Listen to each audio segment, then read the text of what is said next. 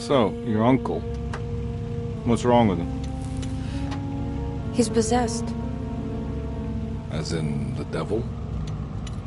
Something like that. He says a dark man is following him, watching him at all times. What do you make of it? It's nonsense, of course, but I'd be lying if I said it didn't bother me. You see, it runs in my family. Possession? No, Detective. Deteriorating melancholy. Practically every member of the Hartwood family is driven mad before they grow old.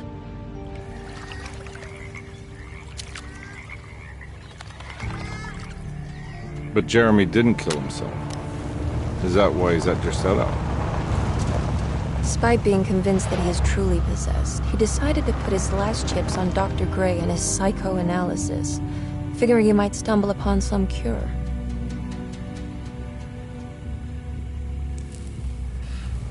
You mentioned the letter. I received a disturbing letter from Jeremy accusing the staff and all the other patients of being involved in some cult. And now they are also out to get him. Could it be real? Or is it all just in his head? It's a story he tells himself, Mr. Carnby. Anything to avoid the truth. Which is? That we're all terribly insignificant. That people mean so very little to one another. That there is no one out to get Jeremy Hartwood because he isn't worth getting. Here we are.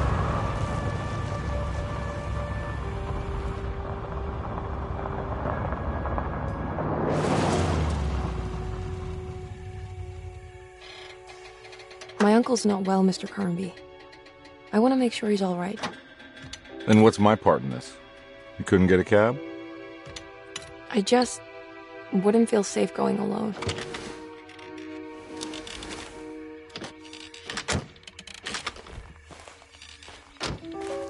Did you bring a gun? Yeah. You think it'll actually come to that? No. But you might need to wave it around depending on how agreeable the staff will be. What exactly are we gonna do when we find Jeremy? I don't know. Let's just find him first.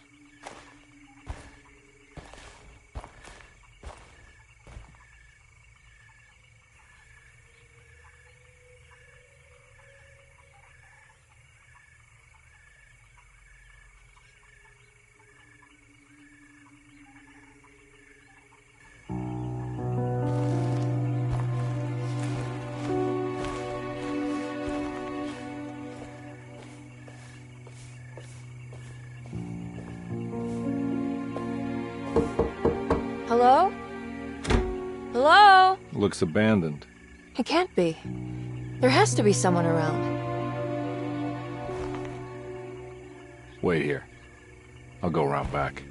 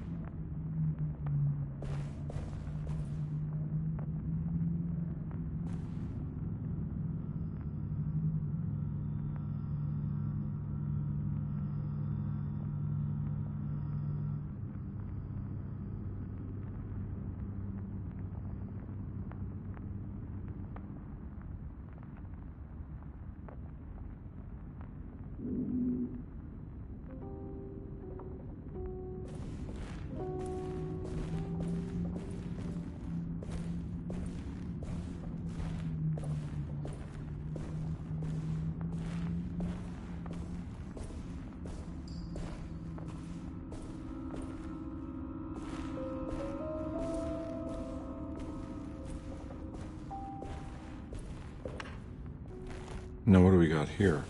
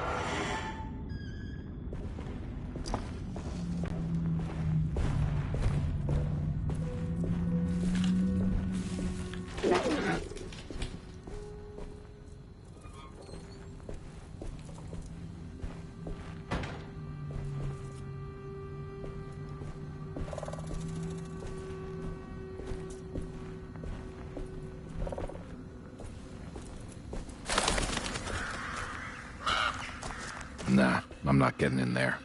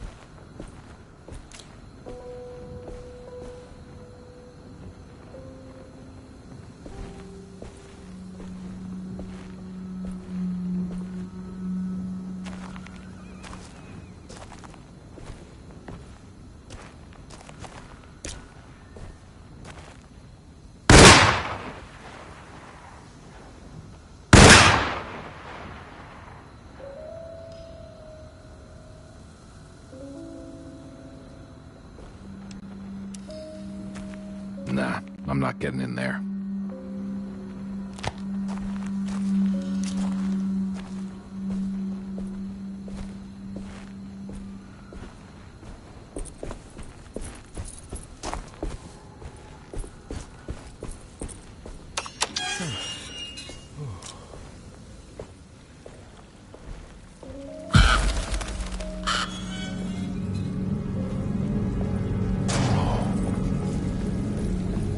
This one big tree to fit inside a conservatory.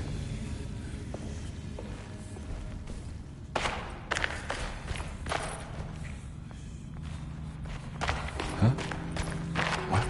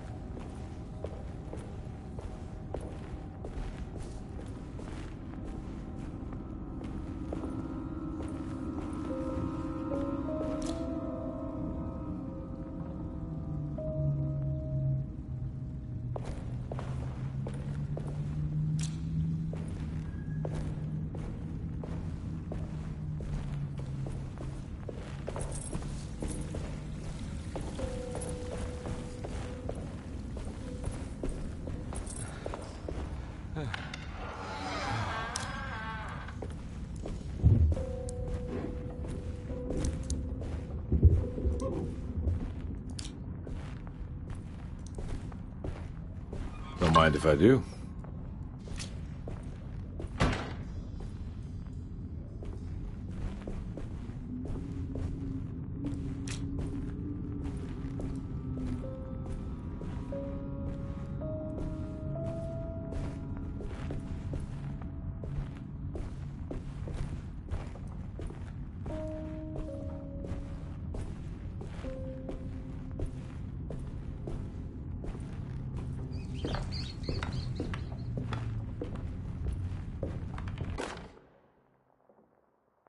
Every day your silence weighs a little heavier.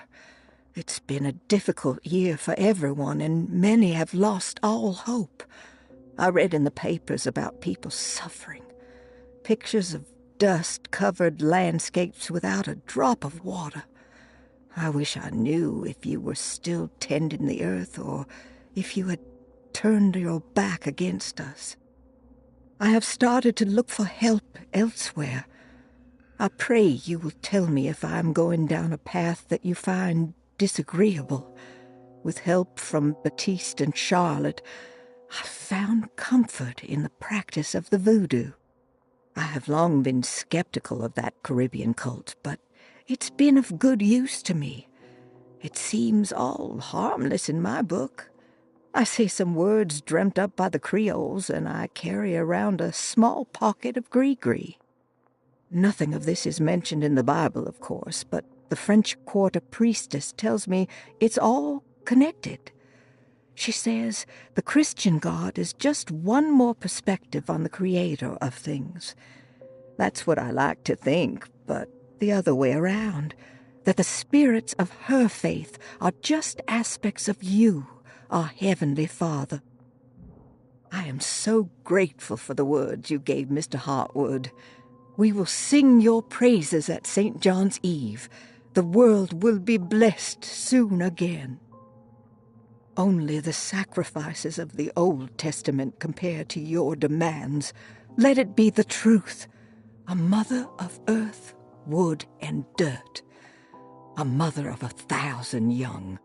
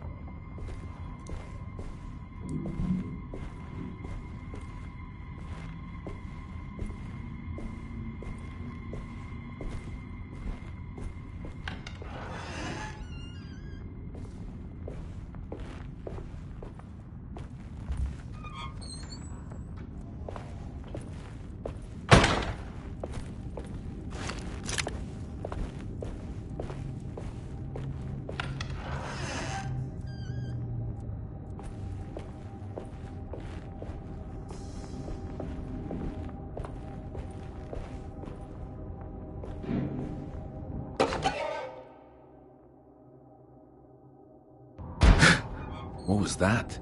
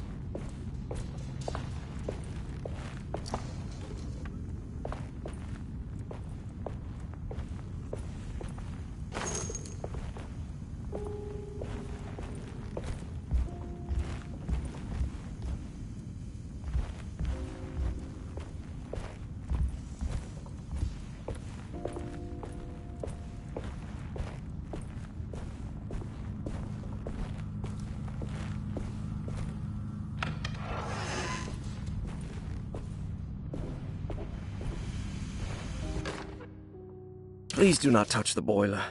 It is working after all. While the sabotage has caused a leak, only the decorative plate has been completely ruined. Let's wait for Mr. Chance to turn up and he can take a look at the leak. Mr. Waits.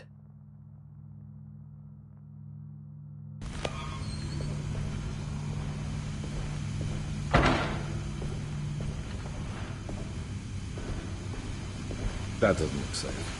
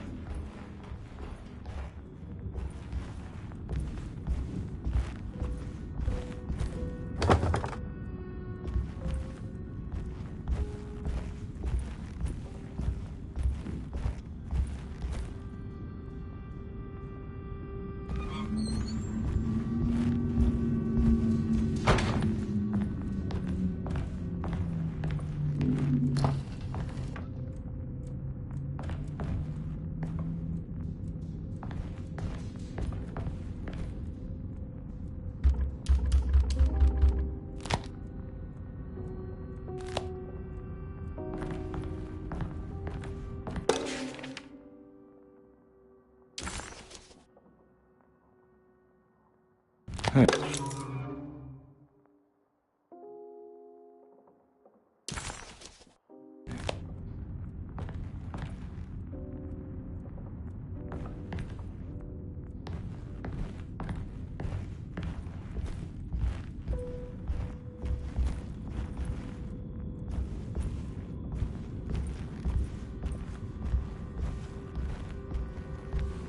I need the key.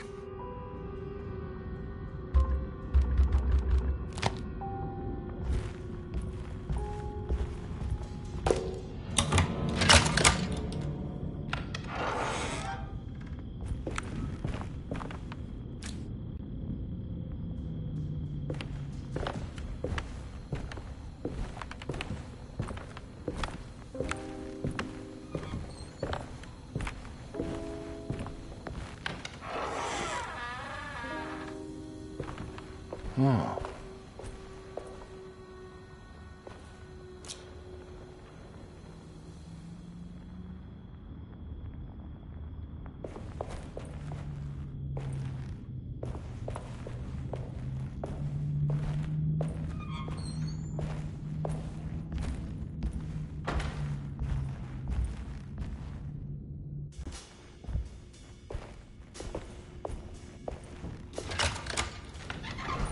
Thanks.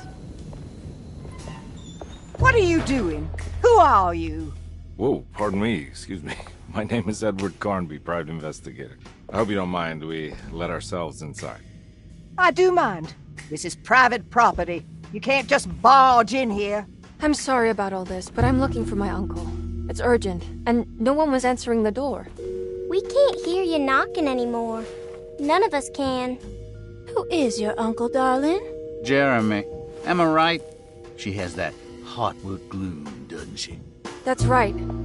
I'm Emily Hartwood. I just came to make sure my uncle is all right. Well, he is unavailable right now.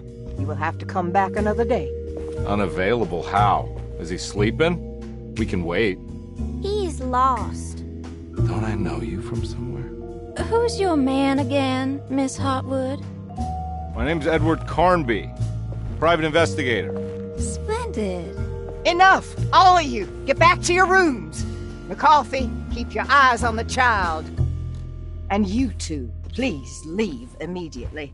Look, we're not here to cause any trouble. Just let us see the old man, satisfy the curiosity of my client here, and we'll be off. Jeremy has gone missing. There's no need to worry, but it might be some time before he turns up. The whole staff is looking for him. What? He ran off? I don't have time for any of this. Please, come back tomorrow. All right, in that case, we'll just wait in his room. You don't mind, do you? It's upstairs, right? Wait, you can't. Don't worry, we'll be discreet. In the corridor. It's the first door on your left. I'll tell Dr. Gray you're here. Excellent. Thank you, madam.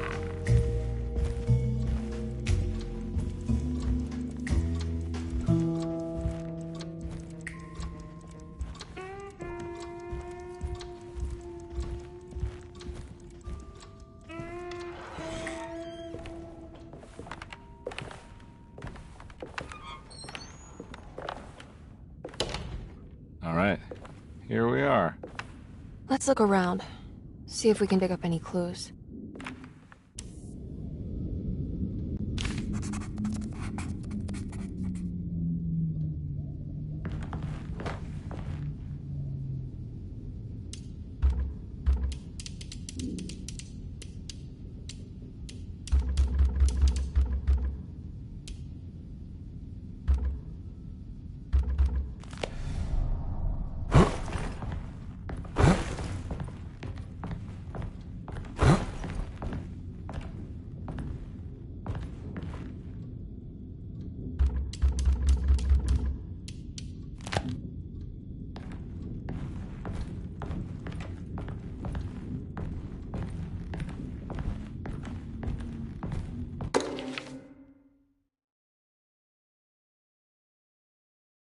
Every night the dark man stands opaque at the threshold of my room, counting the days until my spirit spills out of my tired shape.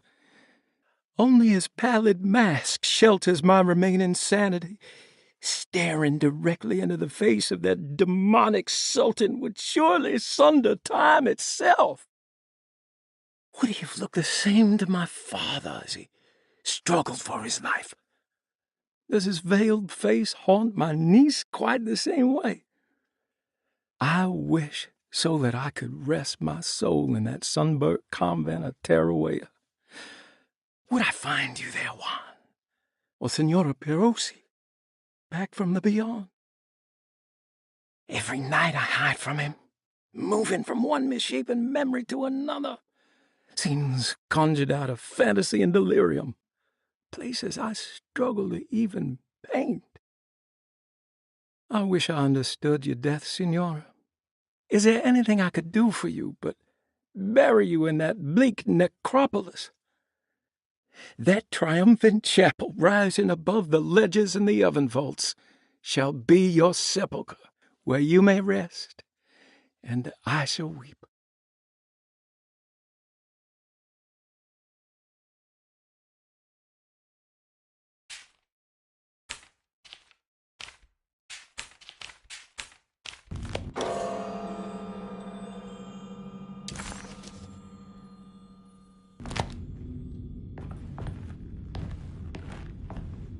I found a book full of peculiar notes.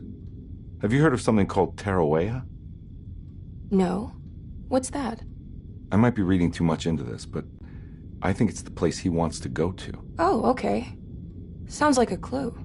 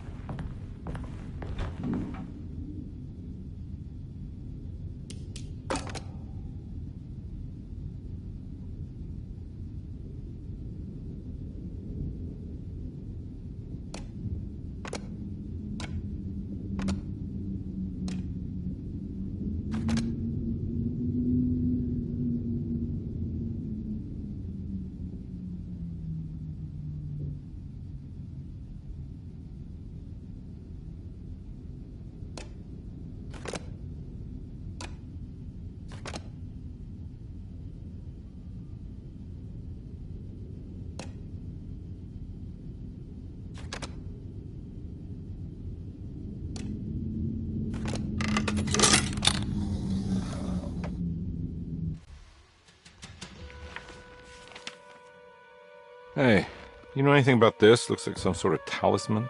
No, I don't. Oh, help me out here, will you?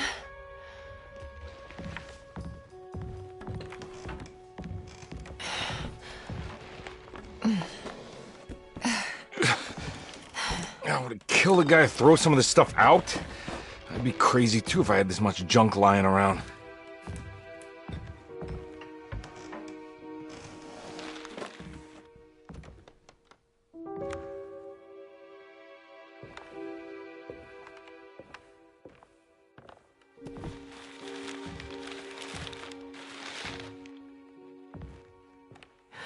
Oh, wow.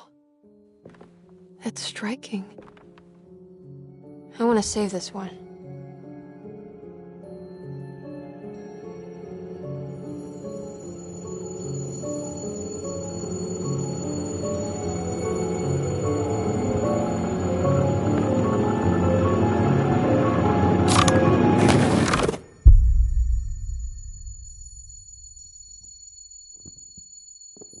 All right, come on. I want to go see Dr. Gray.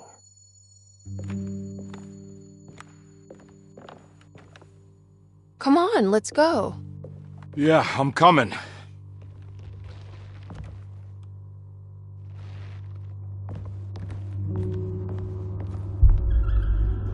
Miss Hartwood. Emily?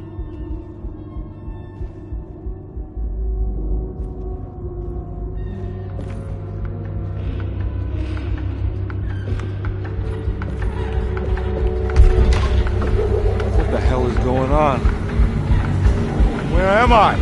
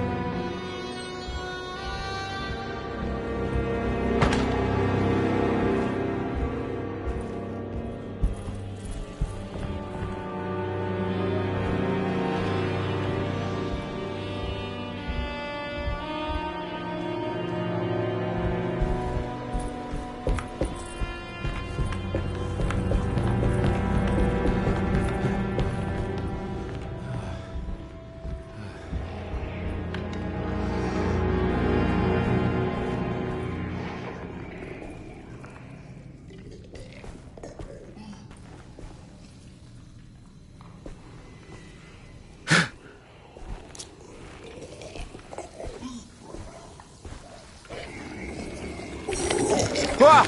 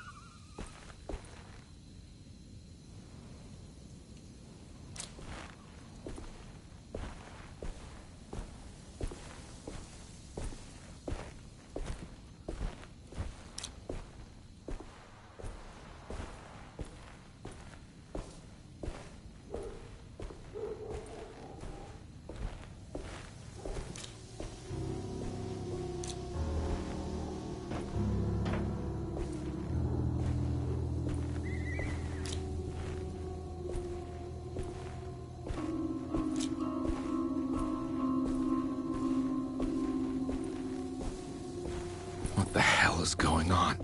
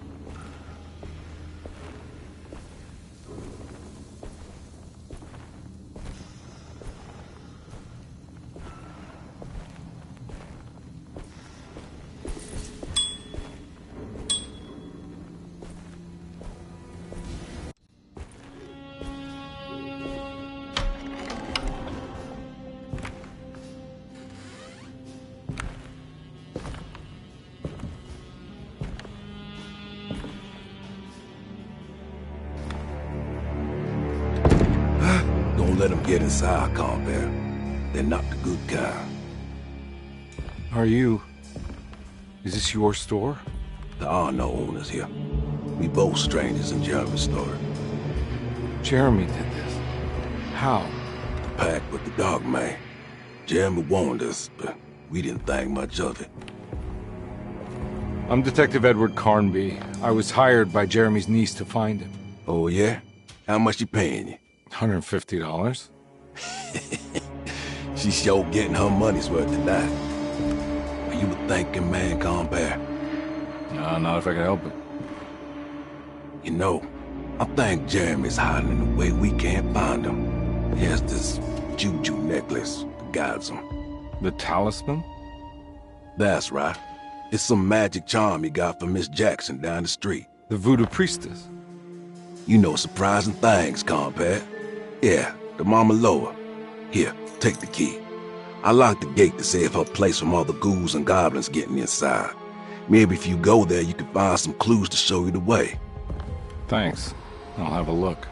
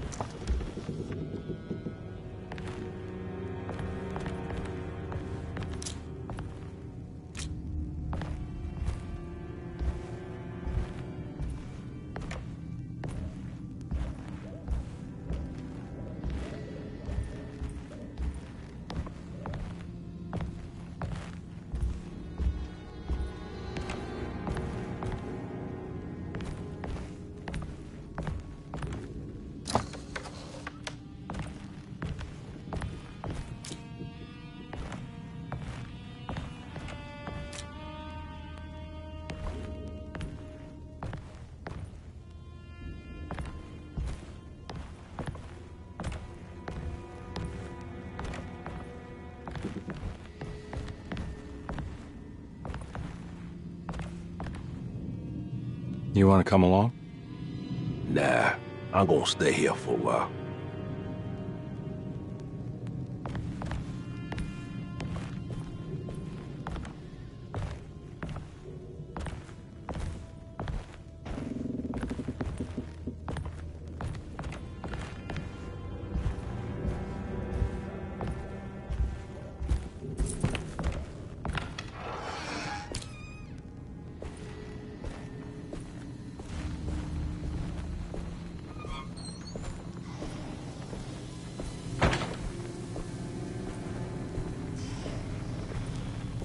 I can't go that way.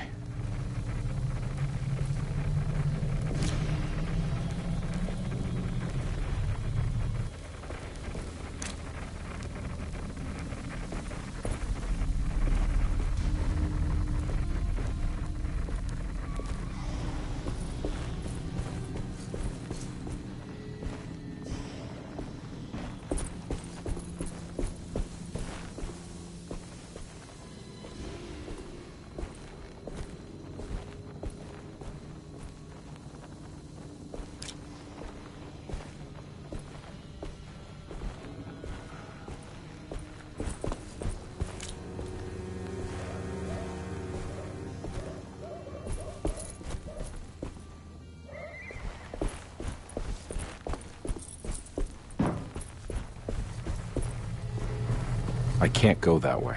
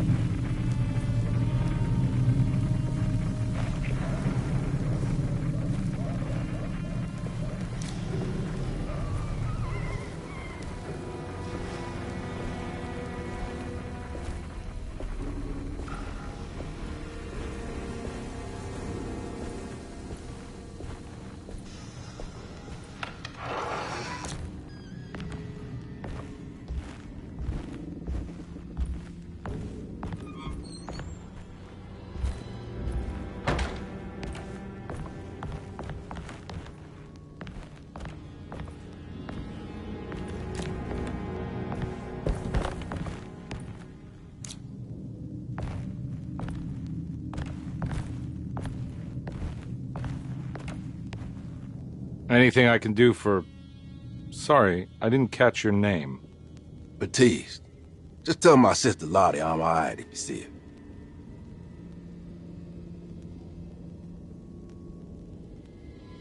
Alright, I'm heading out. Be careful out there.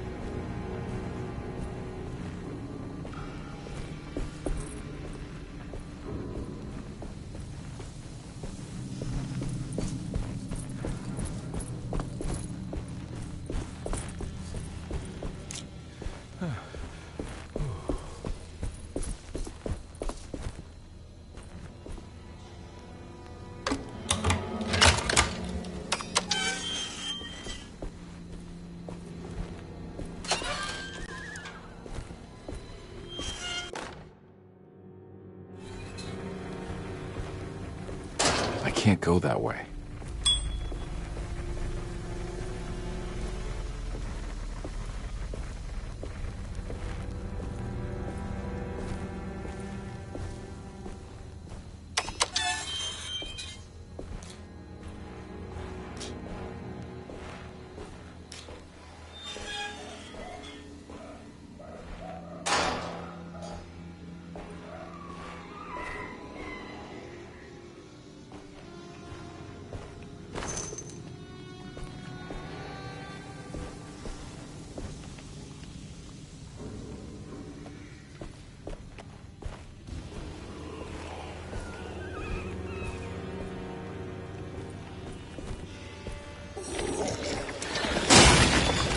Ah!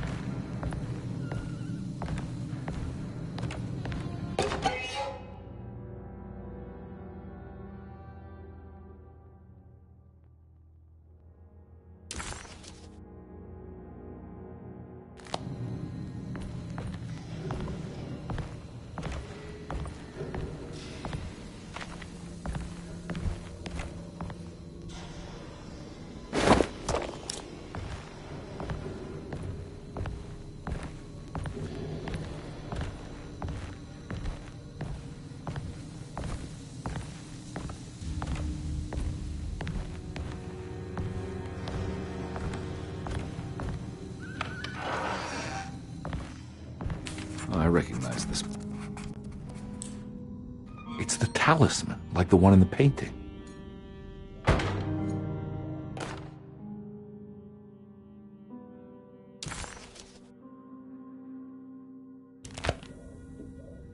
I think it's meant for the talisman.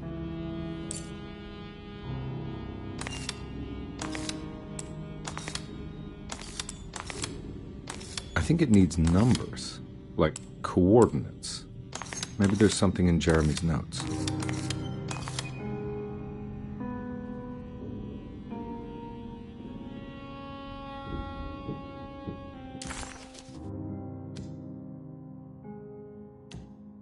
He recognized this place.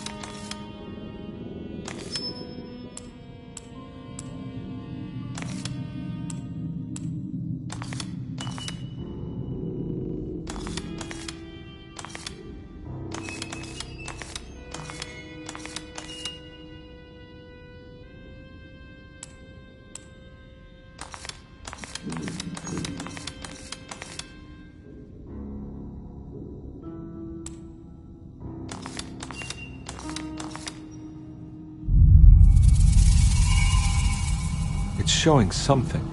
A place? Where is that? Huh.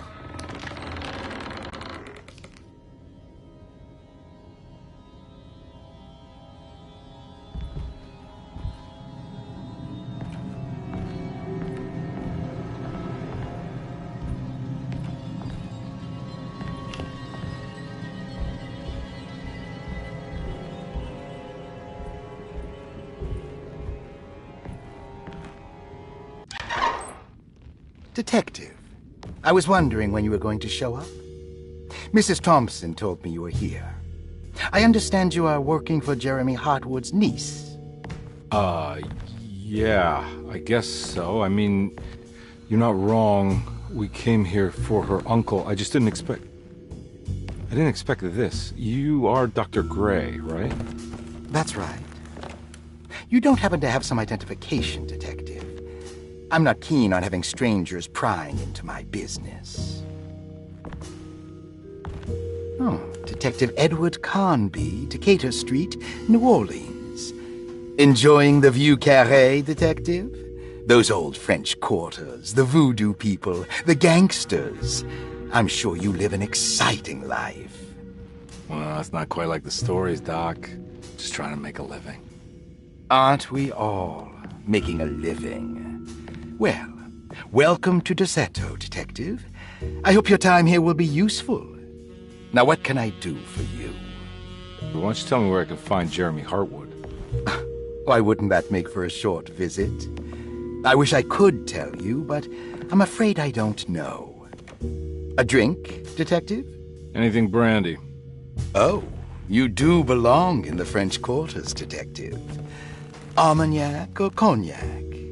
You know, just give me the cheap stuff. I'm not much of a connoisseur.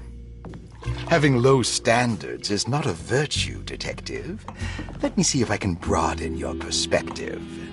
What can you tell me about Jeremy? I wouldn't want to go into details about his condition. Doctor-patient confidentiality. I'm sure you understand.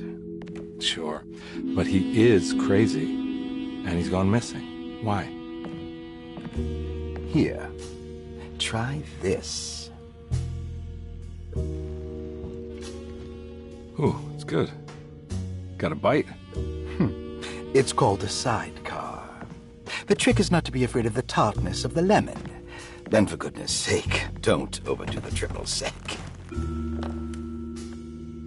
Okay, what can you tell me about Jeremy?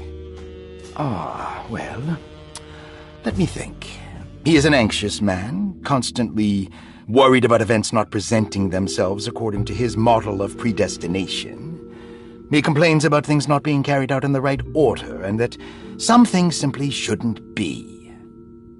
Is any of this helpful to you? Not really. I was hoping for some direction where to look next. I'm sorry. I have nothing for you then. You should talk to my orderlies. They have been looking for him for a while now. I'm sure they would appreciate your help. Yeah, I ran into Batiste earlier. Come to think of it, he might have given me a lead. Oh, excellent. So your investigation is already underway.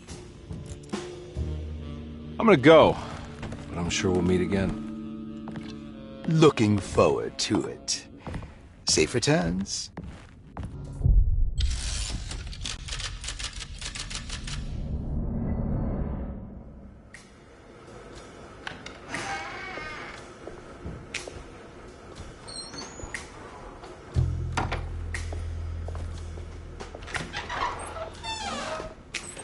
Detective Carnby,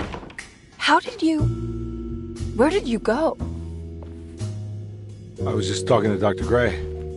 You disappeared. No, it's not what you think. Have you found anything strange going on here? Yes. Everyone is being incredibly evasive and I can't figure out why. No, I mean something you can't explain. Paranormal, even. Detective, I really need you to get yourself together. I can't do this alone. Forget it. I'll figure it out. Do you want to come see Dr. Gray? No, I want to try something. With this talisman, I think I can follow Jeremy to the place he mentioned in the book. What was the name? Do you remember something Spanish? Tarawea.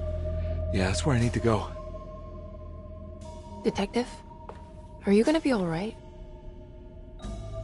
Yeah, of course. Go talk to Dr. Gray. We'll rendezvous later.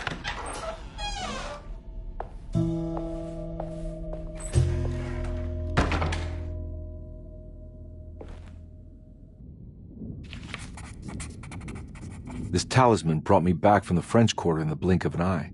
If Jeremy can travel so easily, then he could be hiding anywhere, even Tarawea. If he can do it, so can I. I just need to figure out how the talisman works.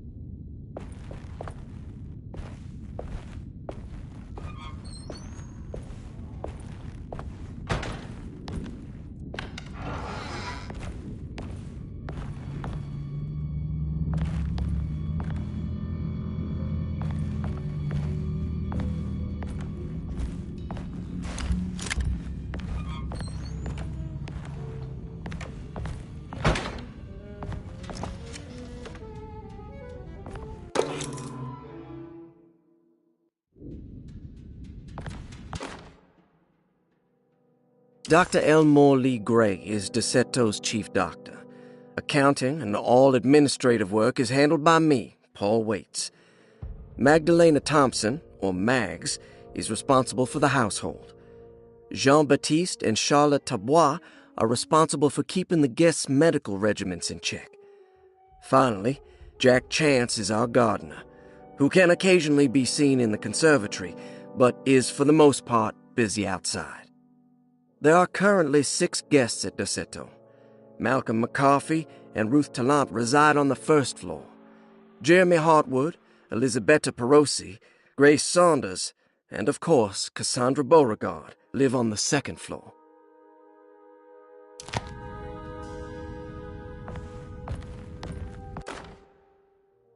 Paul, you're right about the plates on the boiler and the clock. They have been sabotaged, and I think I know who did it. They have something to do with Jeremy's episodes and how he seems to disappear at night. Right now, it's important that you keep an eye out for any of the pieces. I want to find out if I can repair the plates. Let me know if you find any of them. Lottie. Tell Lottie to take a look at the well in the kitchen garden.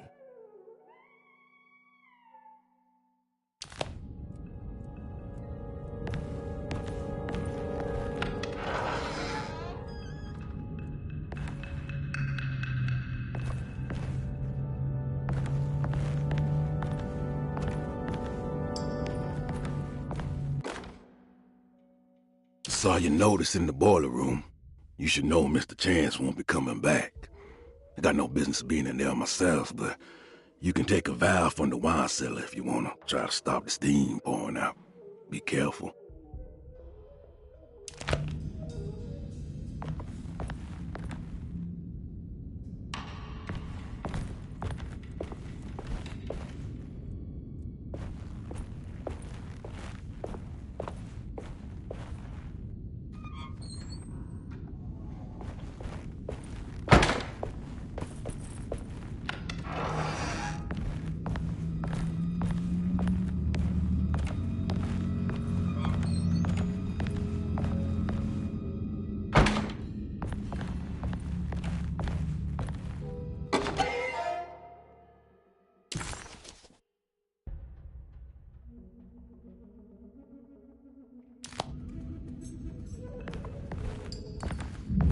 There's no way I can get into this thing. Better leave it alone.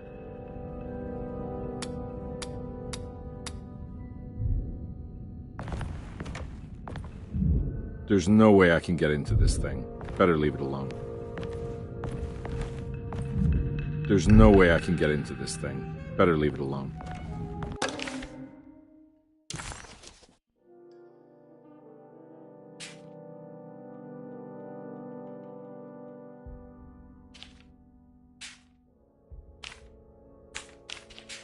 Looks like all the patients are accounted for, except for Jeremy.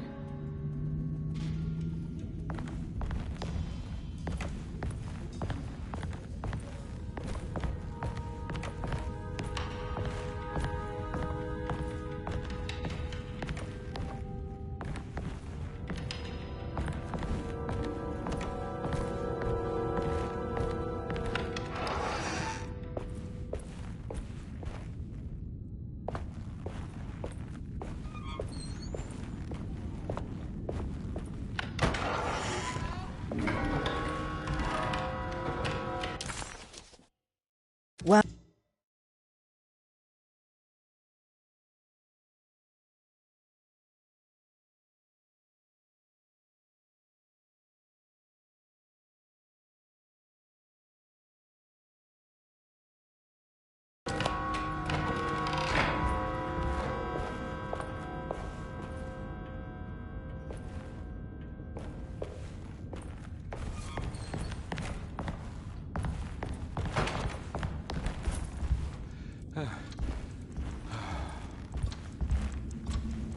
Oh.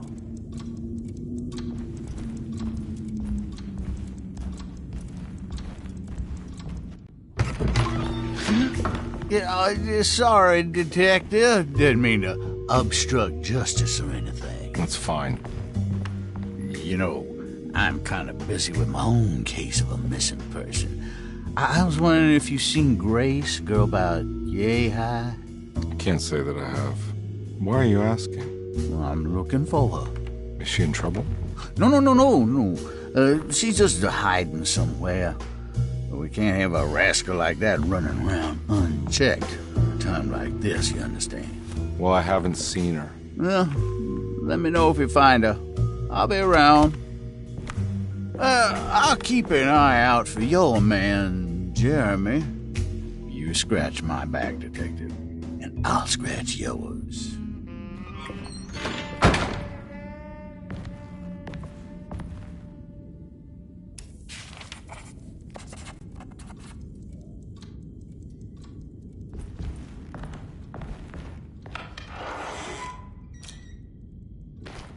Looks like everything's back to normal here.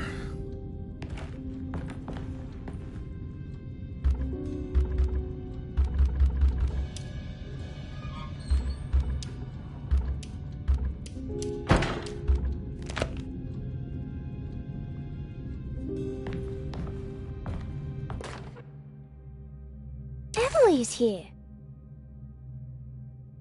Emily's here.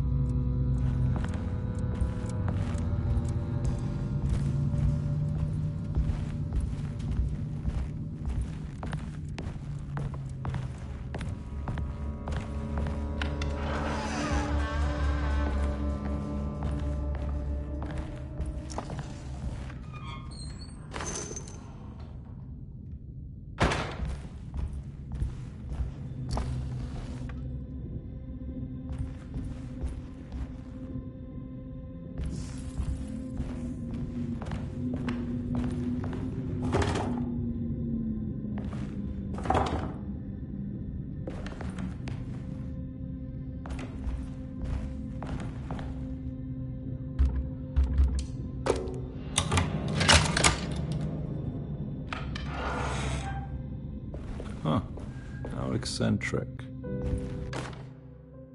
I did it! I crossed the thresholds to my intended destination without a focusing device. My talisman now knows these roads, and I have no need for the plates. I can find my way to Lafayette as easy as I find my own room. I visited the grave of my father and seen the oven waiting for me. Thank you for opening these doors. I now must summon my courage and go back to that hateful mound outside the oil rig. I hope you'll be feeling better when I return. Jeremy.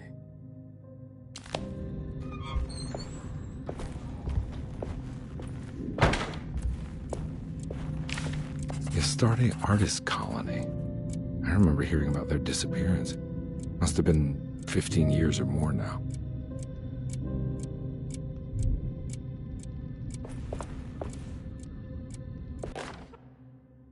Will I need to remember how to get them out again? They are locked up for good reason. I am sure she is still able to whisper the answer in the ears of the wrong people. But not for long. I will see her burned soon enough. That black goat will be sacrificed to put an end to it all. Then it will all be over. No more Derceto, and sadly, no Astarte. Those good pirates of Pontchartrain. May you still sail the lake, until you find the shores of Hali.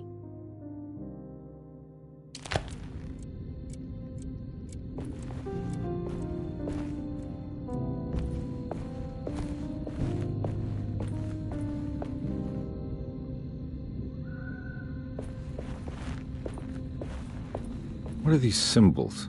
Looks like alchemy, or star constellations.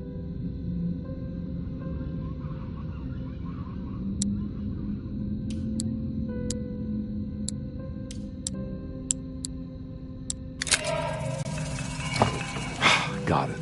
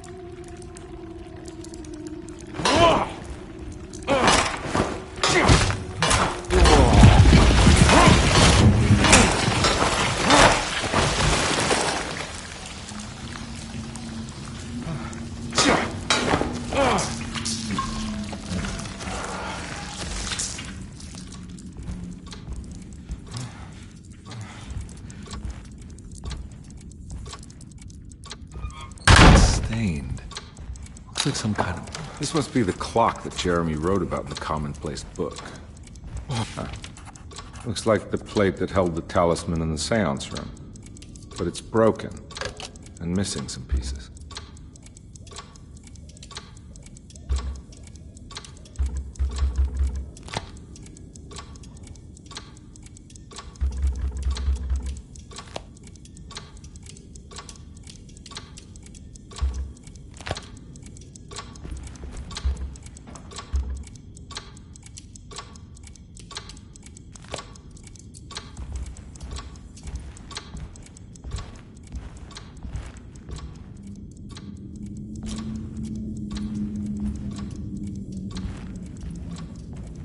I need the key.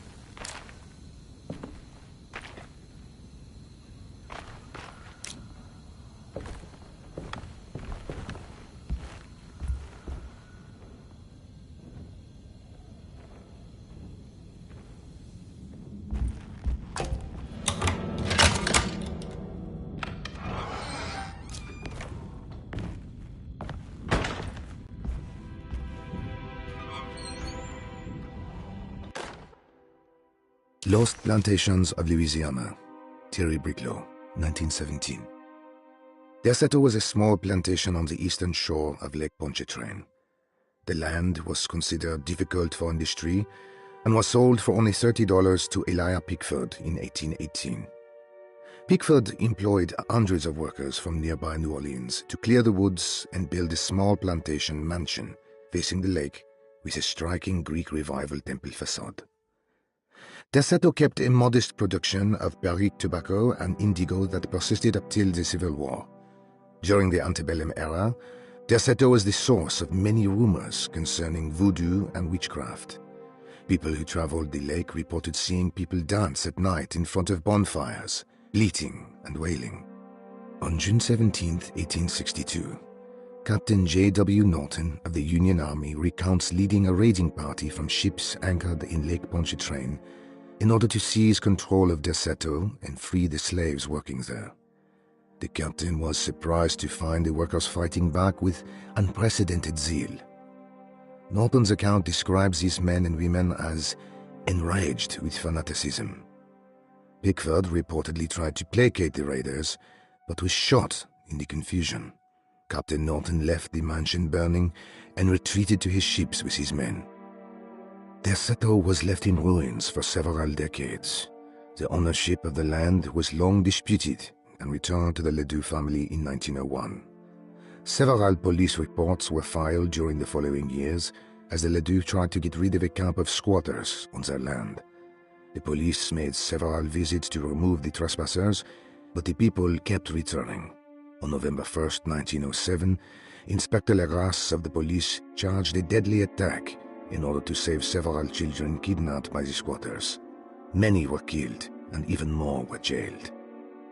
The following year, Ledoux rebuilt Derceto, incorporating the surviving stone foundation and adding a magnificent wrought iron conservatory. The farmland had been reclaimed by the surrounding woods, so it was no longer profitable to use as a plantation. Instead, the house was turned into an artist's colony.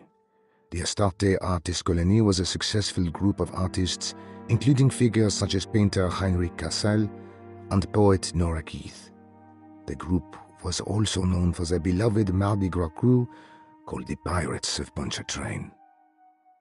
On September 29, 1915, a tropical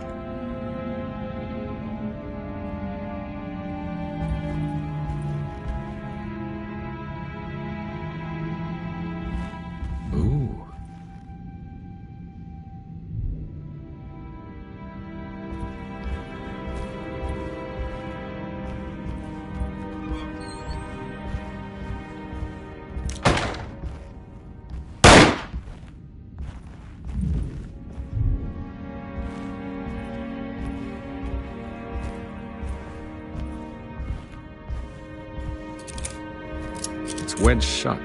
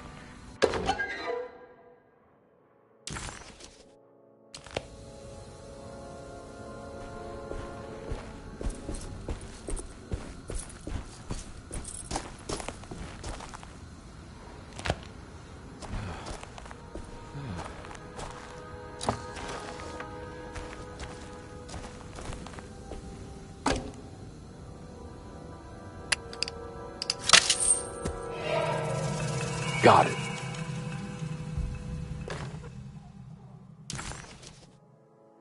Hey.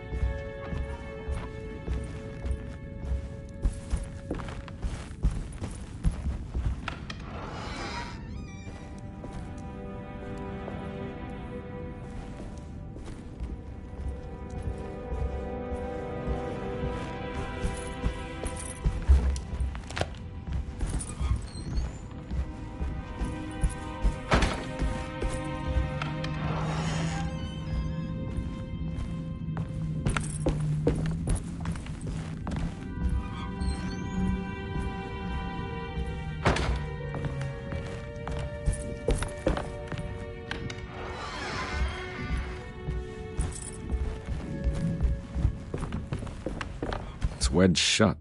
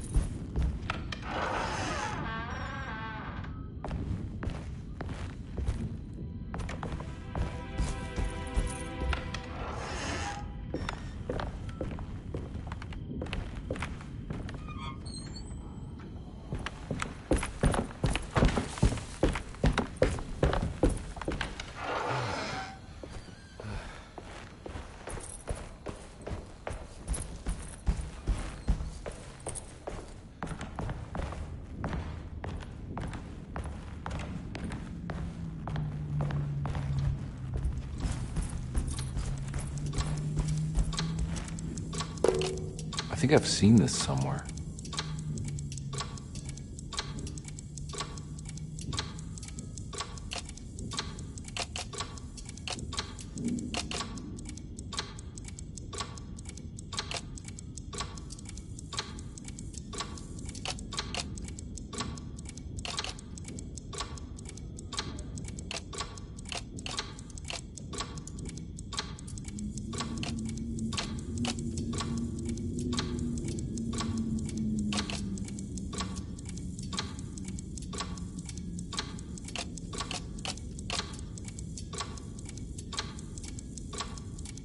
There was something in the Commonplace book about this.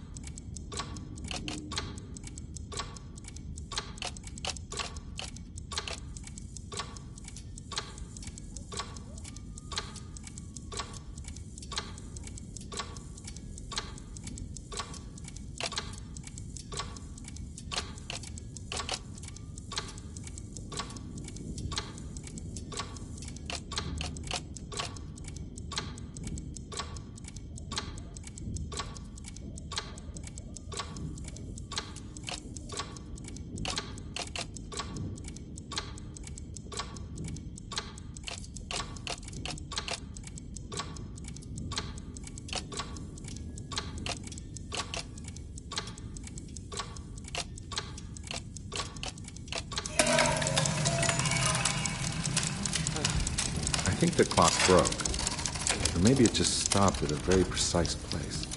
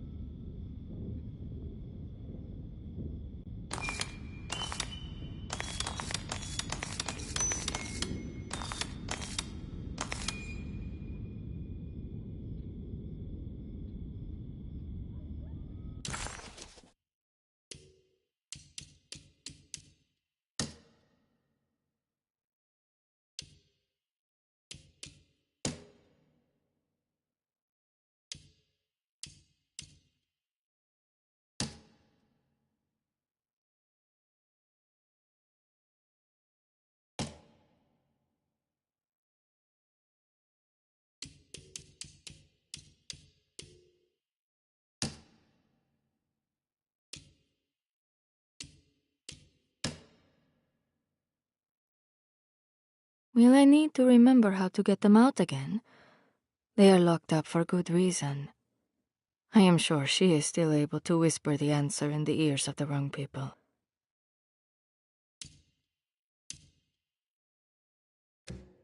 If it wasn't for...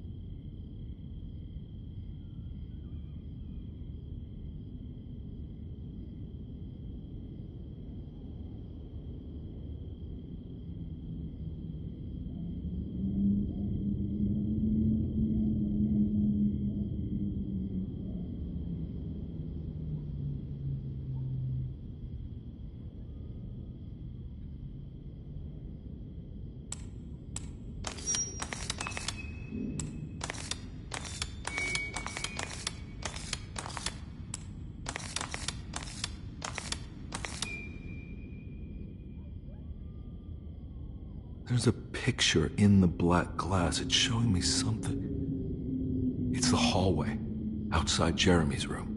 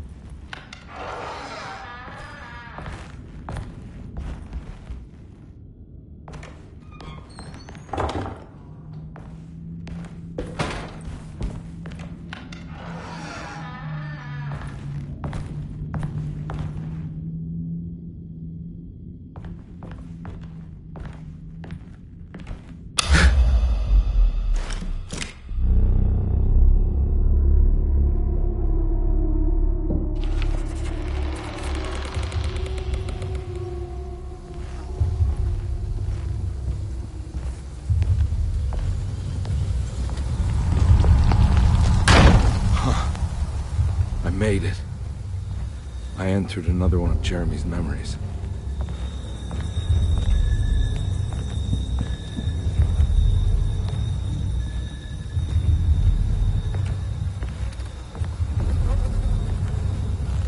Ugh.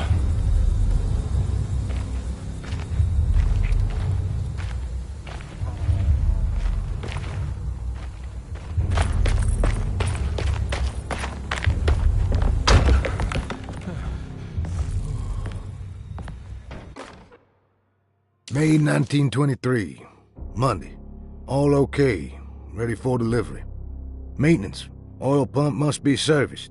Any tampering causes large spills unless properly forestalled. Tuesday. Shipment delayed but delivered. Maintenance. Service bridge close to broken. Wednesday. Prospectors reluctantly agreed to show the burial mound to Mr. Hotwood, a painter, who read about our finds in the papers. He means to return tomorrow and try to find a way inside. Thursday. Mr. Hotwood's efforts delayed. Workers seemed nervous about his presence. Hotwood promised not to return to the compound. Instead, he has taken up an offer by L'Officier, the riverboat captain, who means to pilot him to the site tomorrow morning. Hopefully that's the end, and work can resume. Maintenance. Bridge from the oil tower to the bayou has collapsed. Sabotage suspected. I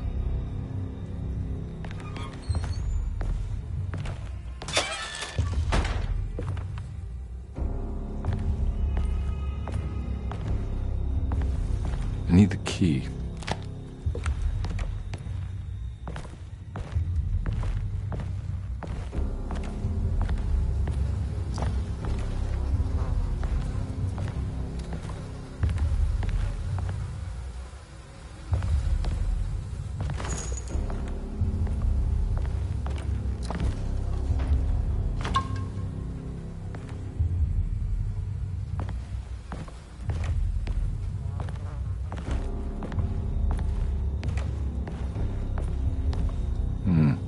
I need the key.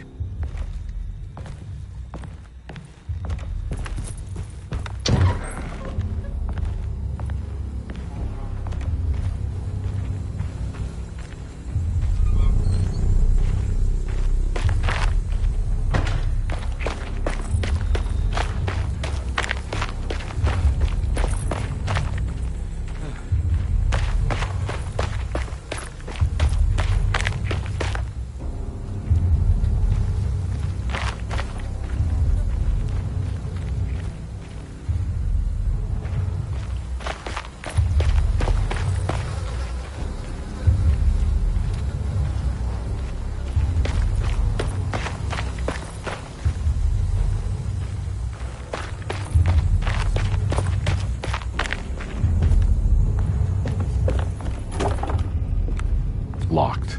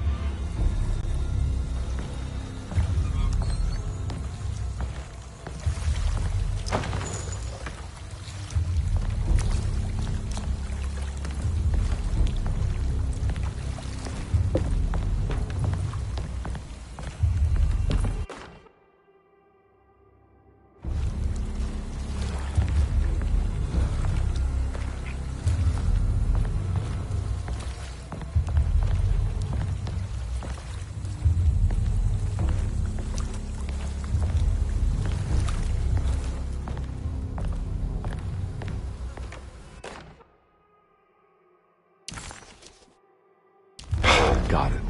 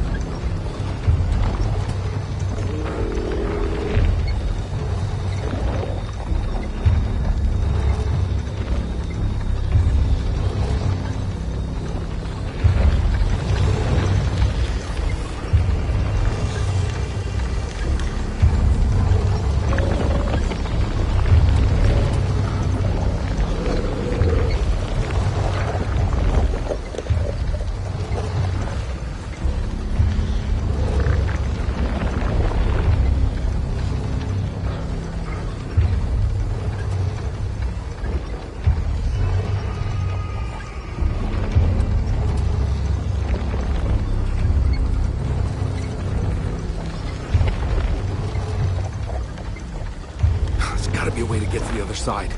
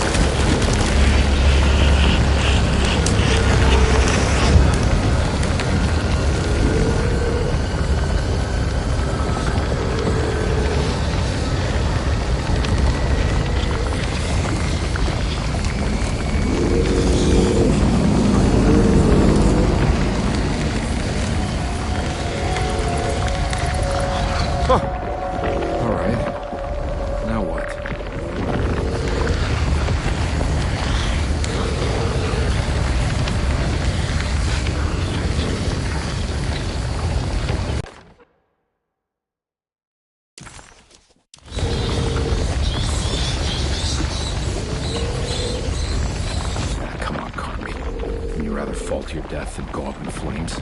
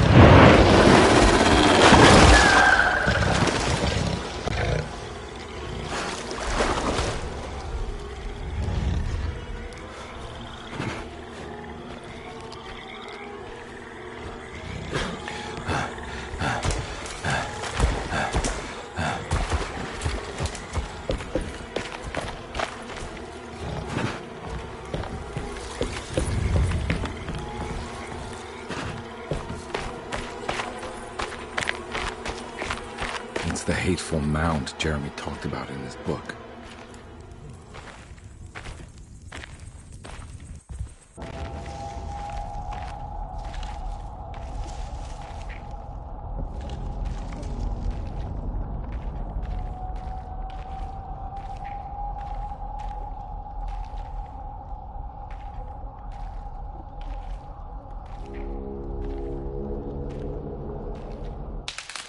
Don't come any closer.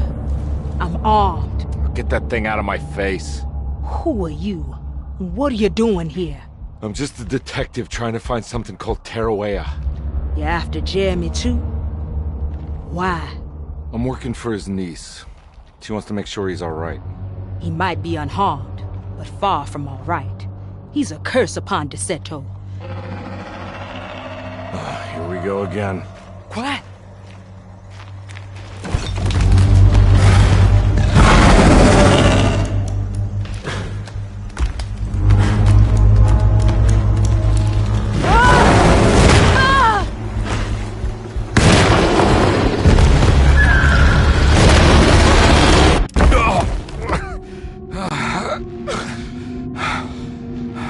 Oh, Christ in heaven.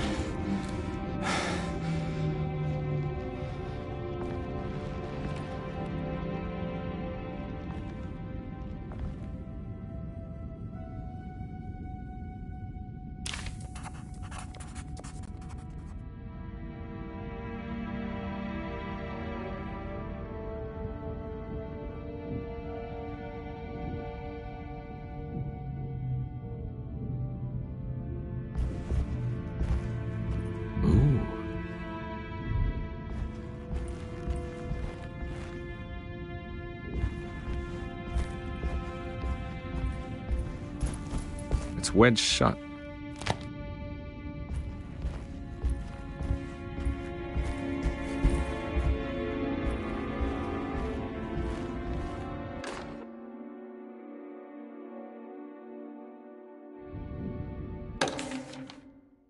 Reflections on the Power of the Verb in Certain Texts by Juan Luis Jorge. To act is in itself divine.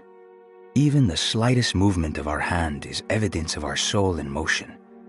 Yet our free will is so easily overwhelmed by the dullness of everyday life. Our actions become rote and rigid, in spite of luxury and comfort.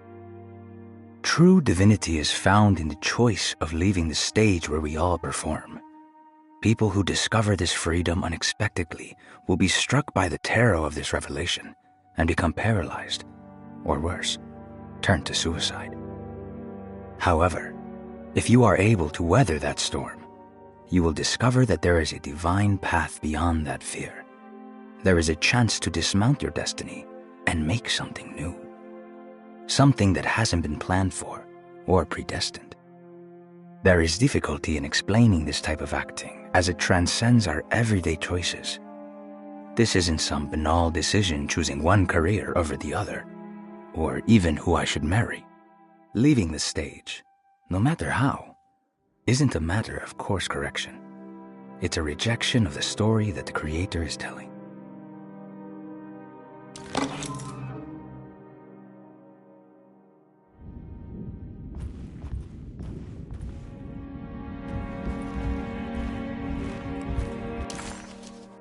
It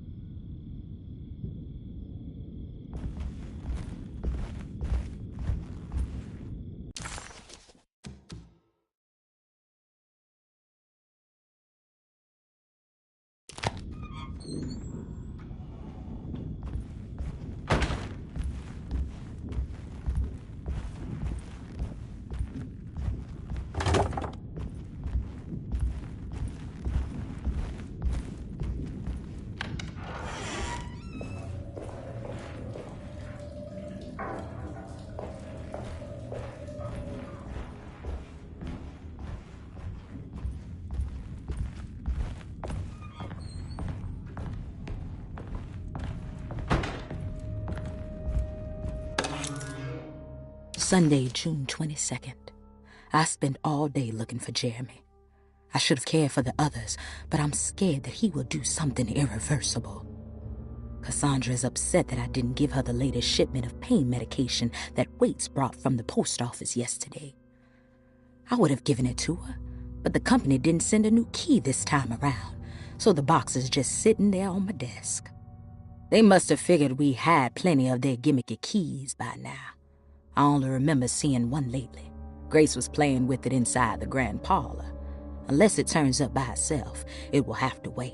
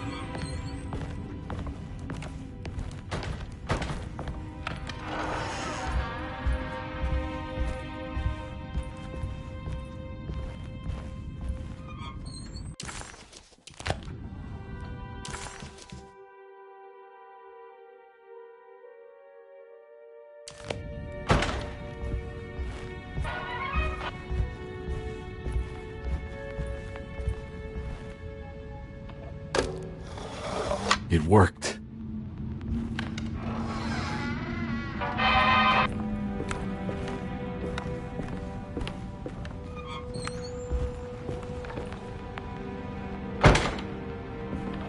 don't think I have everything I need.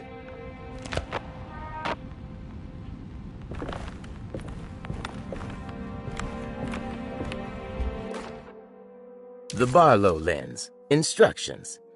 To double the magnification of your telescope, simply fit this Barlow lens to your instrument. Then operate the fine-tuners to adjust the distance between your lenses. This is easily done while looking through your eyepiece. Simply search for a position where your picture is clear and appears flat. When correctly tuned, your telescope should present a clear picture with magnificent magnification.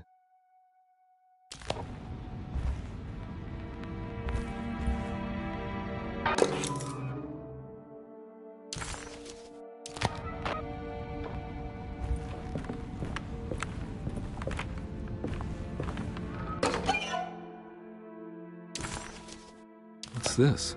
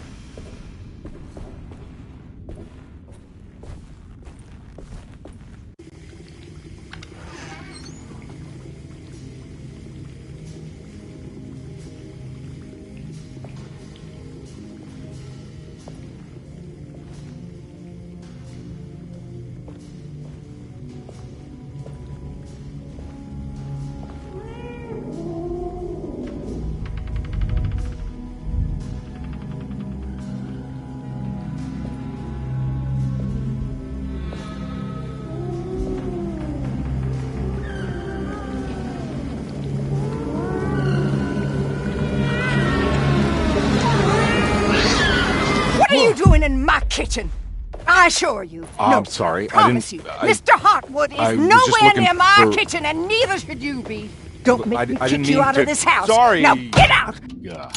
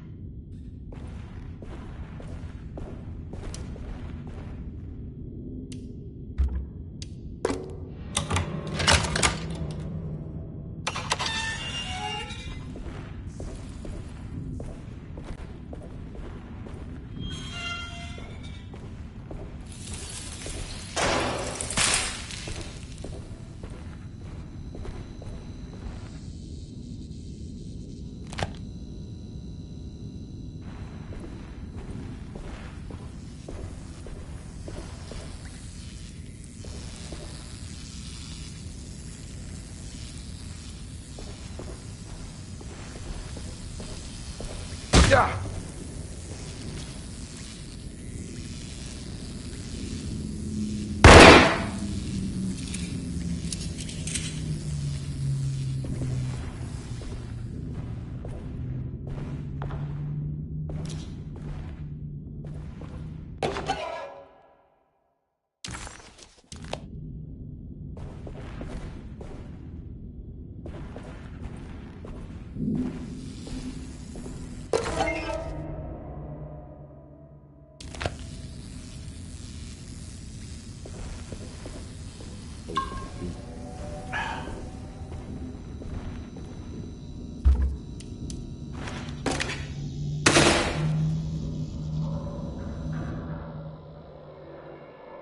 It worked.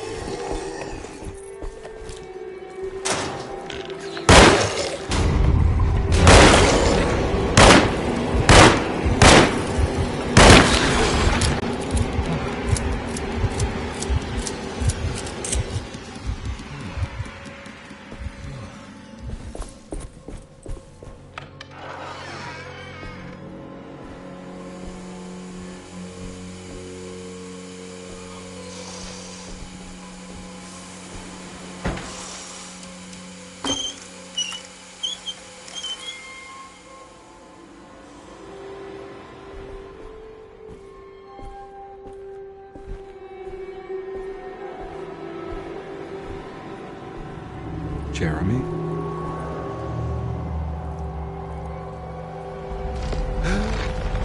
What the hell is going on?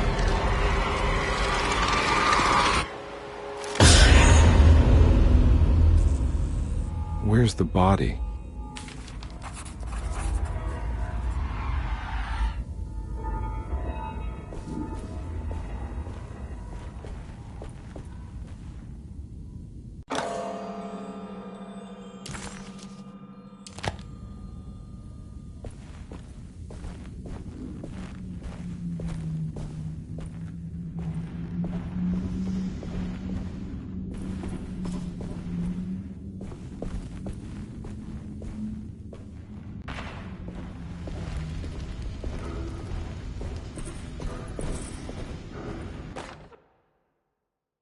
You know, Mr. Waits, I saw a piece of the plate that Liza broke. I think she's been hiding them. She's not very good at it. She just chucked it into the little room with all the tools behind the boiler. I left it there. I didn't want to embarrass her by picking it up while she was looking. We went upstairs instead and played backgammon. I let her win, because she's so unhappy. The piece looked like the one on display in Cassandra's room. You know about that one already, right? Or is your eyesight really that fuzzy?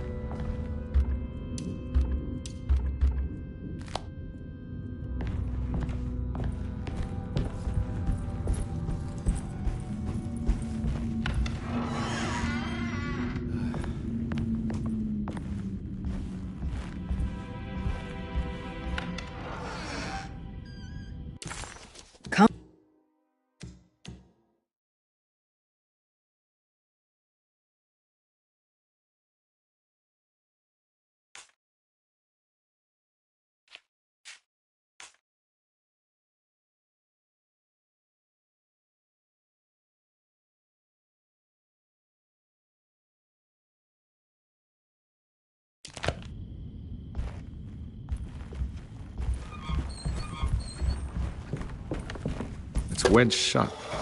It worked.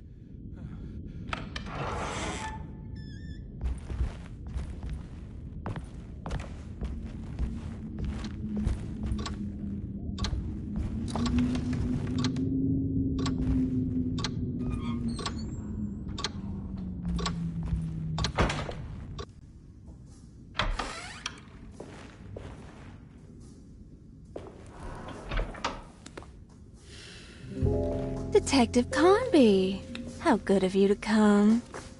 Let me pour you a drink.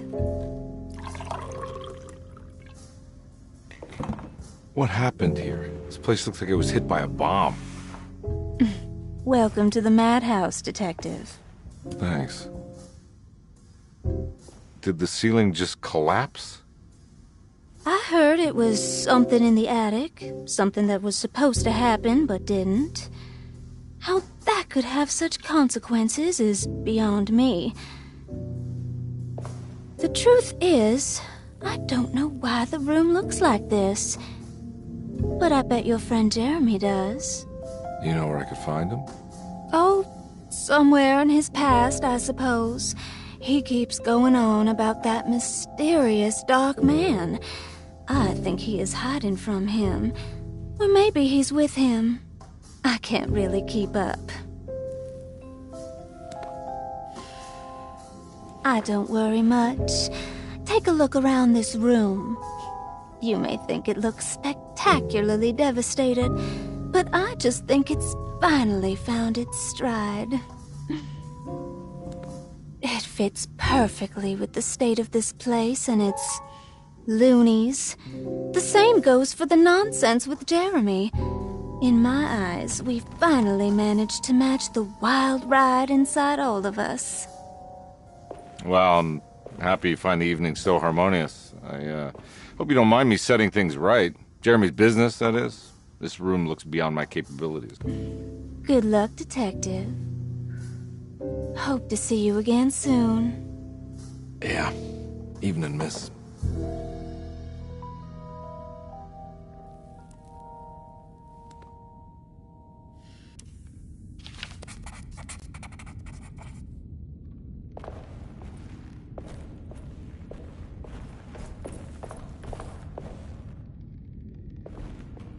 Can I get some more of that whiskey? Go ahead, Detective. I don't think I can stomach any more anyway.